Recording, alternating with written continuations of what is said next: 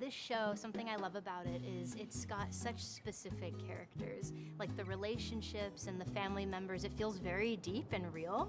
And so I'm wondering, how do you come up with these characters? I think part of what makes them feel that deep and that lived in is the way the show is structured.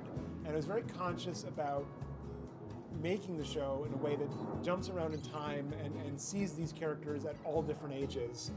And I think as a writing exercise, it just gave us so much information about them. It allowed us to make choices in every episode, like where's this character at now, where's this character at now? And I think the writers really believed in these characters from the beginning, and we wanted to make them feel real and lived in and true. And then you get this amazing, all-star cast of actors who just bring so much depth and feeling into it. And one of my goals with the show was, with a character like Lisa plays, Naomi, is to have you fall in love with her by the end of the season, as difficult as she is.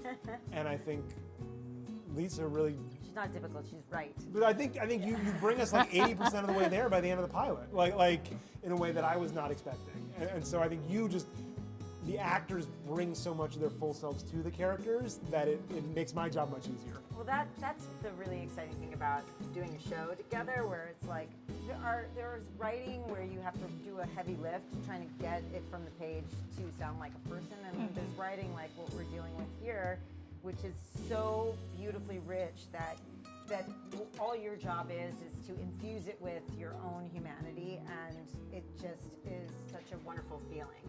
And so you probably came in, you'd written, how many episodes were written before we were actually Just cast? the first one. Yeah. We had the arc of the season. Right, but then they can hear our voices. A lot of times when you're doing television, the first season is written with an old idea, and then the second season they can start to add the actors' voices into it. But in this case, because animation moves a little differently,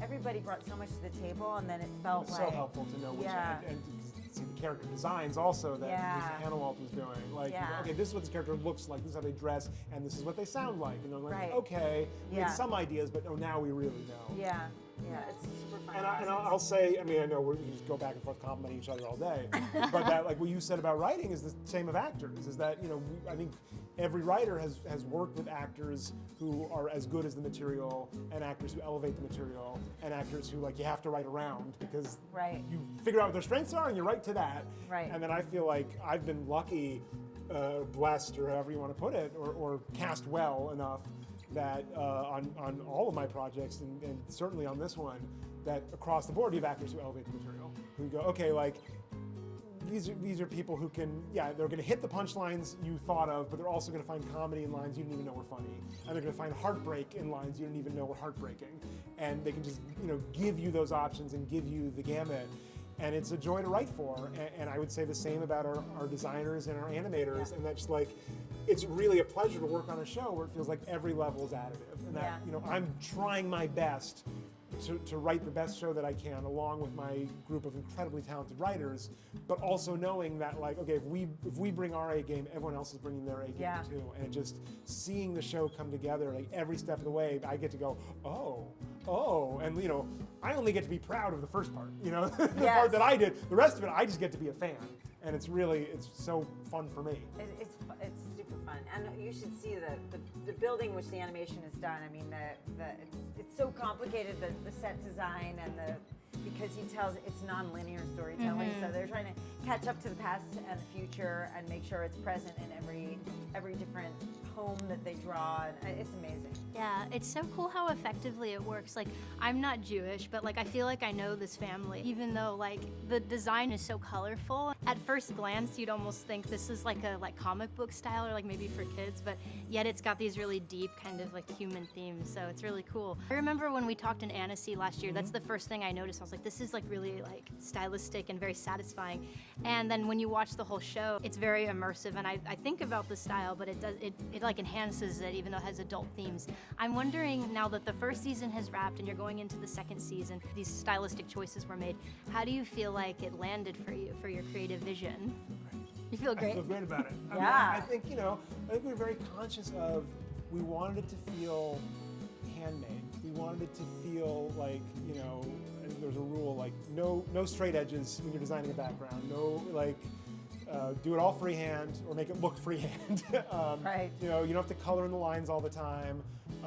It's okay if the characters are off model at some moments. Like, we want it to feel made by humans, you know? And I think that humanity, you really feel it when you're watching it. And I think it does affect the way the warmth that you feel towards the characters and the world. And it is a little odd at first, because it feels less polished than other animated shows that are out there. But somehow this, in its simplicity, it draws you in. Like, I love all the incredible amount of expression you can get in a close-up. Yeah. Like, we've seen Yoshi's character, all the characters have like these really profound moments, and you forget that you're watching a cartoon. Well, Yeah. I think there's a subliminal effect of, like, it puts you back to childhood in a way. Yeah. Like, it kind of it opens you up emotionally, because it feels like you're being read a bedtime story. Yeah. Yeah, but like a really relatable one. It's a little sad, but really funny. Yeah.